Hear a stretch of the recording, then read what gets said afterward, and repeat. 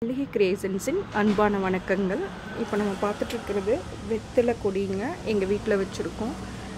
இது வந்து நான் மண்ணில் தான் வச்சுருக்கேன், தொட்டியில் வைக்கல. வெற்றிலை கொடிக்கு பந்தல் போடணுங்க. நான் இங்கே பந்தல் போடலை. நான் கீழே ஒரு பழைய டேபிள் இருக்குது, அதை வச்சுருக்கேன். அது மேலே தான் இது நல்லா படர்ந்து வந்திருக்கு. இப்போது இதிலிருந்து ஒரு கட்டிங் எடுத்து நம்ம எப்படி வேறு ஒரு இதில் வச்சு வளர்க்குறதுங்கிறத பார்க்கலாங்க. பாருங்கள், இதெல்லாம் நல்லா நீளமாக வந்திருக்கு. இதில் இப்போ பார்த்தீங்கன்னா தெரியும். இதில் பாருங்கள், பின்னாடி இந்த கணுவுகள் இருக்கணும். அப்படி இருக்கிறத கட் பண்ணி வச்சோம் அப்படின்னா தான் நல்லா வளருங்க. இது நல்லா லென்த்தாக இருக்குது. இப்போ நம்ம இதை கட் பண்ணி எடுத்துகிட்டு வைக்கலாங்க. இப்போது இதை இந்த கணுவுகளோடு சேர்த்து கட் பண்ணிடலாங்க.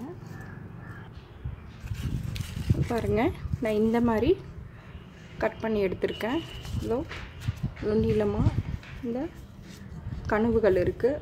இதை வைக்கும்போது இது நல்லா தளைஞ்சு வந்துடுங்க. இப்போ நான் இதை வைக்கிறதுக்காக, இந்த கட்டிங் வைக்கிறதுக்காக ஒரு கவர் தான் எடுத்திருக்கேன். இந்த மண்கலவை தயார் செய்கிறதுக்கு ஏற்கனவே ஒரு முறை சொல்லியிருக்கேன்.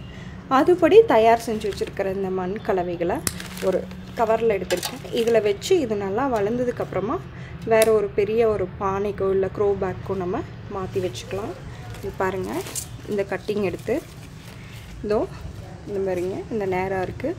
இந்த பகுதி இப்போது இந்த பகுதி வந்து இங்கே கீழே இப்படி மண்ணில் போகிற மாதிரி பதிச்சு வைக்கணும்.